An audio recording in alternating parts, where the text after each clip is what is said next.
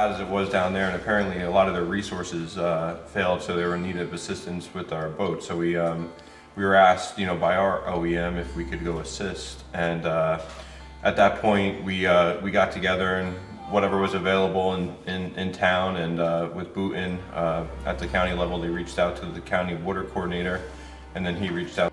We have a lot of the equipment that was needed, and then we got together at District 6's building, and we convoyed down 287 down to Somerset County. There's 3 of us from this. There's a handful from District 6 and BOONTON. After we met there, we had a spotter go ahead of us because we didn't know what the road conditions were going to be like. That was probably the worst part. You do all this training for Swiftwater and stuff of that nature.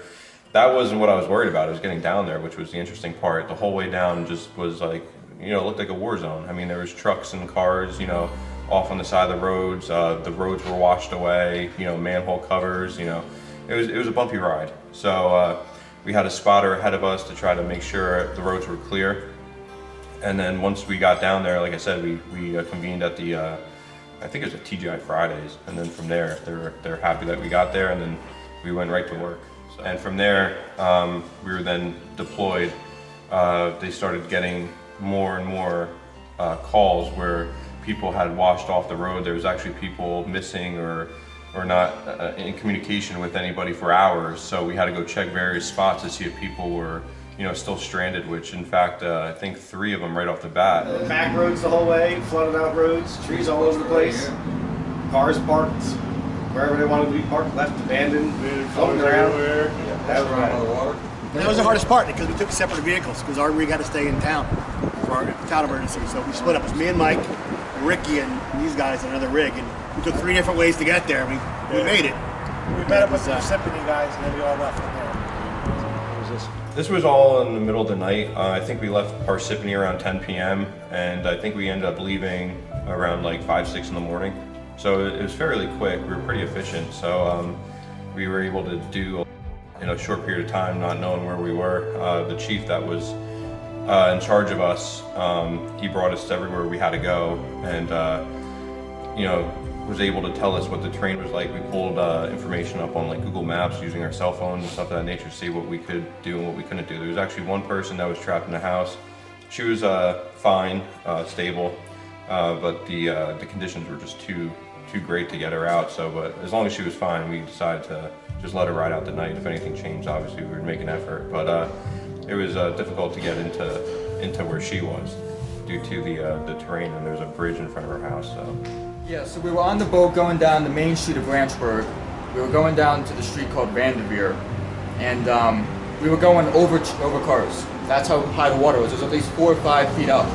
So we were bouncing off of cars, telephone poles, and all those were like a couple feet above you. You're used to them being 15, 20 feet in the air.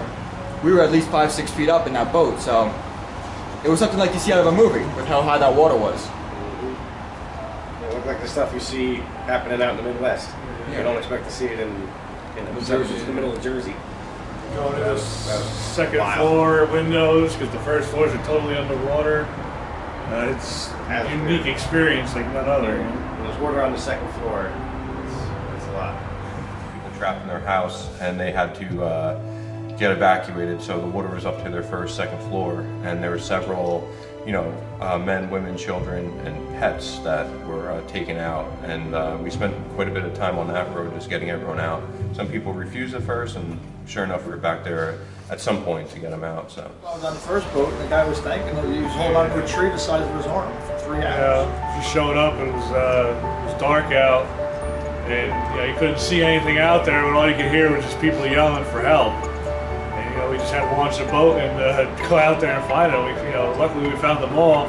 Some were clinging on to trees, branches, whatever they can hold on to. Freezing in that water and hanging on for dear life. Luckily enough we were able to find them and get them out. And everything went well. Thank God. All the training and efforts you guys put in, pays off. Go out on the call. You guys went to action. You actually saved a couple of people. Going into harm's way is something that what we're about. Definitely commend you for all your actions. Very proud of you. stand in front of you guys.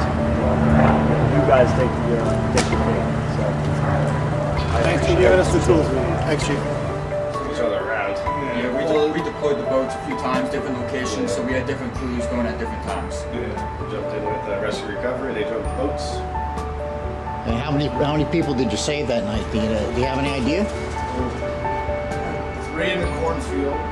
Yeah. That was our first spot we got to, was a cornfield. 3 people were out in the middle of the cornfield. Cleaning the trees or something like that.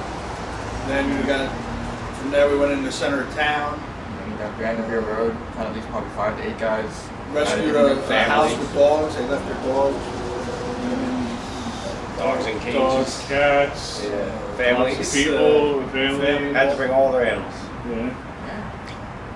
Boats full of animals and dogs. Guy in his truck, guy in the cab of the truck, Yeah. an 18-wheeler. Yeah, we've been looking for that guy forever. Yeah, he got Got a that. cab and a truck. That A was- lady that was stuck on the roof of her car. Yep. Just like on a U-turn off the highway. Yeah. Just sitting on the exit ramp on top of the car. And this was No, I think you guys did a great job. You rose to the occasion. You did what you're trained to do. I am glad to consider myself the deputy chief of this department, and you guys continue to keep up the good work. Dead of the night. 11 o'clock, 12 o'clock at night, we worked till 6 in the morning. Yeah. We were jumping around for 6 hours doing different things. We had a lot of calls in town, that's why we were here. We got called to go there. Yeah. We were up and down 287, up and down all the local, And then Rosetown was having problems. We got roof collapse. originally we were getting called to go to Livingston, and then they diverted us down there.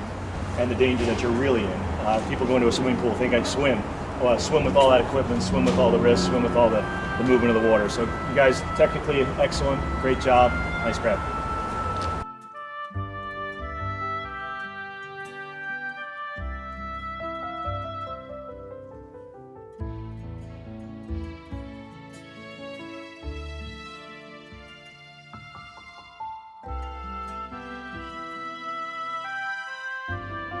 They had a couple boats with some issues, and they were in desperate need of assistance. So that's how we got hooked up with them to assist them.